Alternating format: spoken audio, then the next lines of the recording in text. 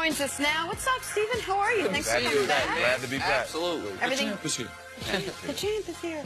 Let's talk some basketball. The Rockets continued their winning ways last night. They beat the Spurs behind 28 points from James Harden. They've now won 19 of their last 20 games. They have a 2-game lead in the West. What do you think, Stephen? Are you buying that the Rockets can challenge the Warriors? Well, one thing, I'm a guy that was a part of a team that was the 8 seed and that beat the 1 seed. Yep. Actually, the best team in the league that year. So anything can happen in a 7-game series. That's one thing I truly believe in.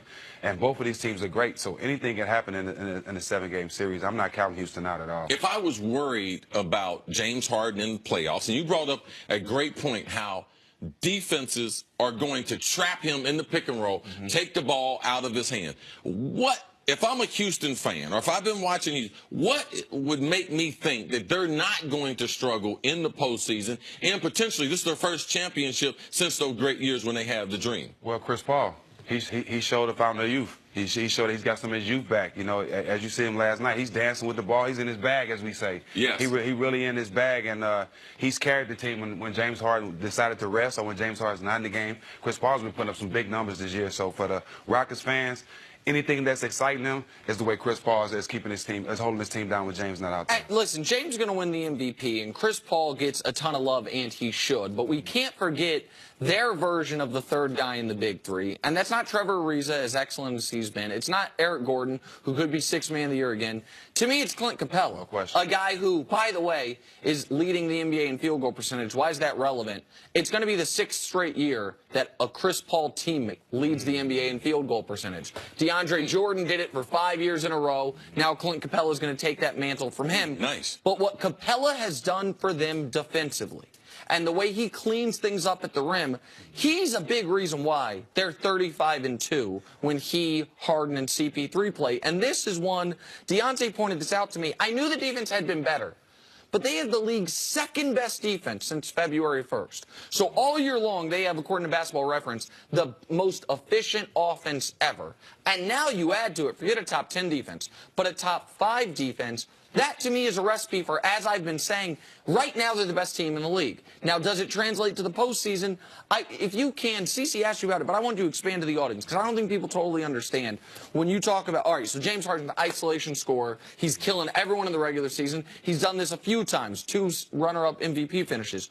What do teams do differently specifically in the playoffs, and why wouldn't they do that in the regular season if it works on it? Well, you talk about Capella leading the league in field goal percentage. All his shots are alley hoops, or catch right at the rim and finish.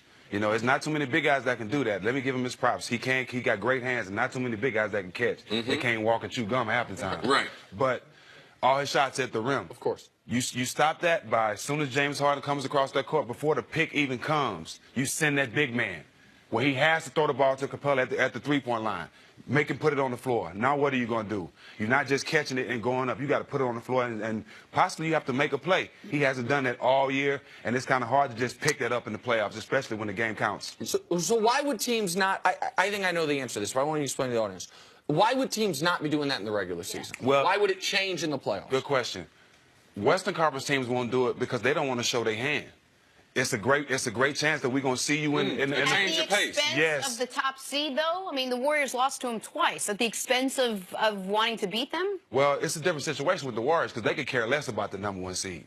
Yes, and the way the Warriors play defense, they switch everything around. So they don't trap as much. So it's not a defensive option for them as much as the other 6 teams that we're talking about. But you can guarantee if James meets up with Golden State and he gets a cooking like he normally does, trust me, they're going to go to some adjustments and they're going to start double teaming him and making Capella make plays, and that's what a lot of times that's where they struggle. And that's why people this year, if they have more faith in the Rockets, it's not just the results, but it's because if that happens, he doesn't have to throw it to Capella. He can get Chris Paul involved. Like, that's what the Rockets have. They've had a great second option in Dwight early on there. They've had great complementary pieces. They've had great shooting. But James Harden, one of the reasons I always defended Harden when he was getting killed about his lazy crazy defense. And part of some of those clips were really a bad look for him. But people underestimated how much of the offense ran through him. Yeah. That he had to do everything for them offensively, and he's playing 82 games a year, and he's near the top of the league in minutes. You got to find some time to rest, which is what he was doing previously on the defensive end. One of the reasons why I like Houston, and you and I talked about it when we went to Brooklyn to watch them play, is how many different ways they close out games. So if teams decide to trap Harden, trap him in the pick and roll. I've seen Houston go to different lineups, go smaller, where they put a more versatile offensive player. Then you are at the mercy of what they're trying to do. And also, watch for Ryan Anderson. Ryan Anderson's been out a long time. If they decide to play him at the 5, man, he is a knockdown shooter. So then when you try to trap them, take the ball out of Harden's hand, you put him back on the court with some of the other role players. I believe that now they have that counter offense that they can also start the offense with Chris Paul.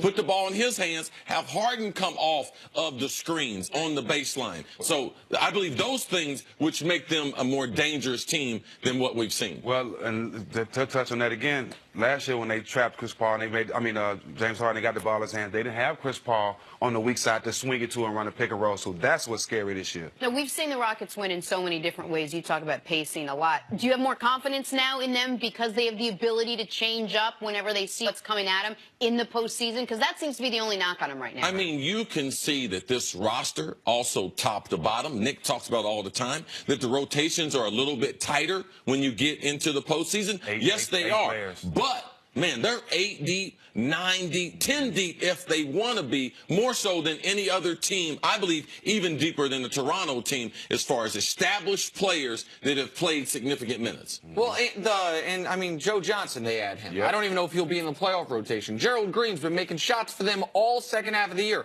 I don't know if he'll be in the playoff rotation. You mentioned Ryan Anderson. He's a forgotten man. He's making $18 or $19 million a year. They don't seem to need him. But I understand why people are skeptical about Houston, because what they remember are the snapshots of Harden, right? So people remember Harden getting shut down in Oklahoma City in the finals. They don't necessarily remember how good he was in the Western Conference Finals against San Antonio. Right. They remember Harden in Game 6 last year against the Spurs, not Games 1 through 5 leading up to that moment. One thing to watch for the Rockets that nobody's talking about, but I know this for a fact. Daryl Morey talked with me about this at Sloan when I was there at the analytics conference a couple weeks ago. One of the things the Rockets struggled with, well, he's the general manager for the Rockets, so I When I had lunch with LeBron, I'll tell you what he told me later. So one of the things At a Brainiac conference, too. yeah, nerd conference, it was. One of the things Rockets struggle with in the past in closing out games is they are so programmed, shoot the 3. Don't shoot the long 2. Shoot the 3. Shoot the 3. That they haven't always adjusted. All right, hold on. We're up 8. There's 2 minutes left. It's not about the 3 analytics don't support situational basketball. Right. It's not about 3 being worth more than 2. It's about using clock, time, score to your advantage. They've been better about that this year. They've been better about recognizing, typically, we want the first best 3 we have. But if there's 2 minutes left and we have the ball and we're up 8, maybe what we want to do is take 20 seconds. And if that ends up with a mediocre mid-range shot, it might be better than a quick 3. They've been better about that this year. I think Chris Paul has been a huge component of that. He's one of the best mid-range shooters ever, and he's one of the smartest players we've seen. All right, Steven, stick around. Coming up, are the Lakers a good fit for LeBron James? Speaking of which, let me text LeBron and see what he thinks. Oh, by the way. Next on First Things First. Hey, I see you, Shannon Sharp. I don't know how this happened, staking out LeBron in L.A. Right now, get 2 of these delicious McDonald's breakfast sandwiches for just